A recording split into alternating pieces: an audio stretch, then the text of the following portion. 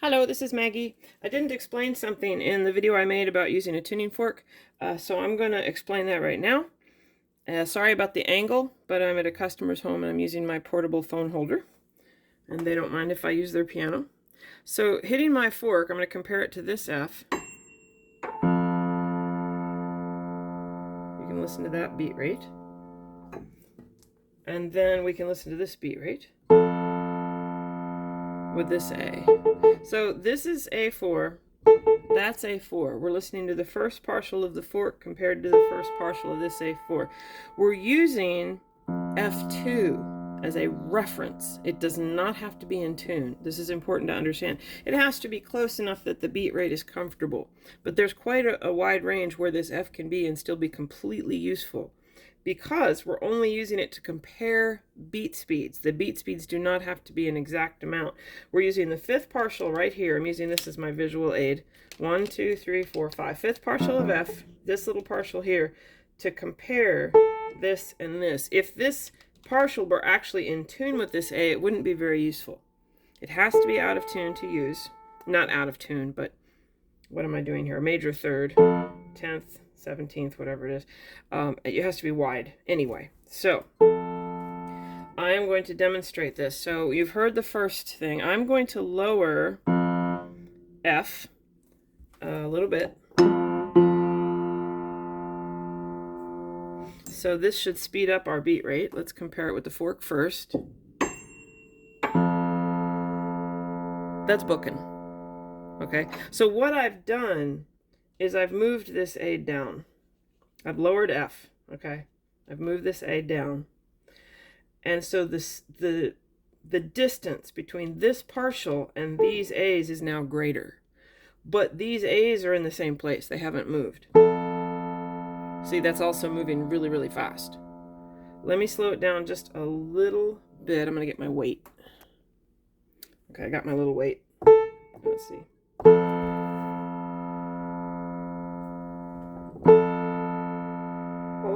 It's still pretty fast, but it's a little slower. Now we're going to compare it to the fork. Whoops, let me hit it here. See, they're the same. We're very close to the same. But the difference between them is also going to be the same if A is not in tune. So let me go ahead and raise F a little more. That might have been too much. Let's compare it with the fork. Yeah, not too much at all. Let's compare it with this. Oh, so now I've taken this partial and I've moved it up here. I've moved it closer to the A. I'm not past it because I'm not narrow.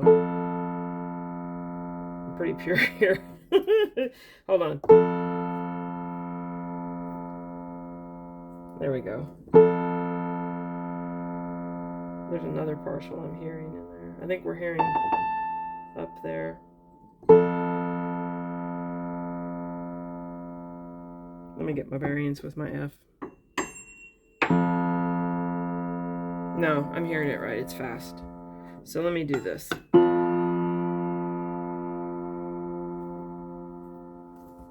You see where I am now?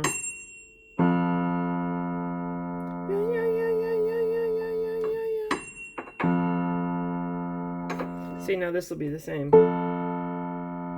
It's a little slow. So my A, what's this telling me? If this is faster, if this with this, if my fork with this F, this partial is faster than my F to this A, then I'll know that this is closer to this partial than this one. You know, if I lower F and move this partial down or up, it keeps the same distance between these A's. F does not have to be in tune. Doesn't have to be in tune. Just has to be in a place where you can hear the beats. This also applies to measuring intervals. So if I were to measure an octave and I measure it here,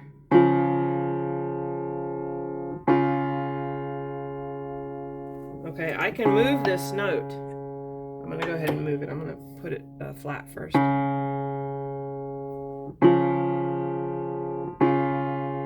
See?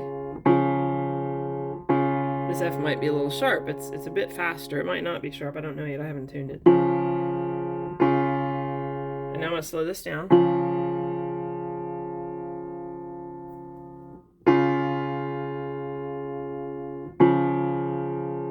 See, the proportions stay the same. This note does not have to be in tune. We're only using it as a reference note. That's it.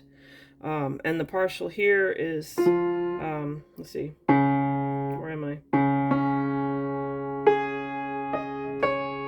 Right there, yeah. Just checking. So I'm listening to this partial with those three notes. Now I can use this with a fourth.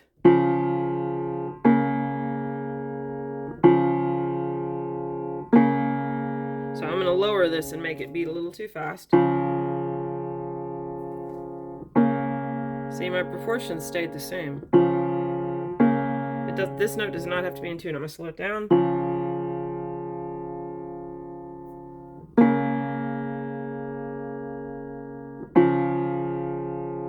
A little slow. So you only have to place the reference note in a range where the beats are comfortable to hear. That's it. Let's do this with one more interval. Let's do this with a fifth. So if I don't want to move F sharp because I've actually tuned that right now. I don't want to move it. But if I moved F sharp, this, I'm going to move it. I'll just move it. I'll retune it. It's no big deal. So this is faster than this. I'm going to slow this down. So I've slowed this major third down by raising F sharp. But watch. This is also slower, but it's still faster than this. It doesn't matter where this note is if I'm using it to measure. Now let me get it really fast. That's booking. See, and that's sped up, but it's still slower. Same thing down here. If I use this note to measure my fifth, I need my glasses. There it is. Okay. Where am I here?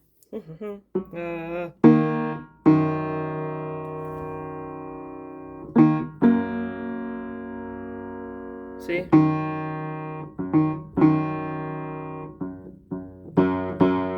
Oh dear. Let me add a mute to that. I have some work to do here. There we go. Now that's kind of, so let's speed it up a little. There. I've sped that up. Now this will speed up. But it's still slower. Well, in this piano it might not be. But the point is, the reference note only has to be in a place where you hear the beat speeds well. It does not have to be in tune. You're only using it to compare beat speeds. The beat speeds don't have to be correct yet. You're only using it to determine which ones are faster and slower. The reference note, let's see, where am I? Which fifth was I using? This fifth. This reference note, 1, 2, 3, 4, 5. If the partial is flatter or sharper, it's either closer or farther away, depending on what, whether your interval is wide or narrow. Does not have to be in tune. So I hope that explained it. How many? Oh, I'm at 8 minutes. Sorry. I try to keep my videos under 6 minutes, and I fail a lot, but I try.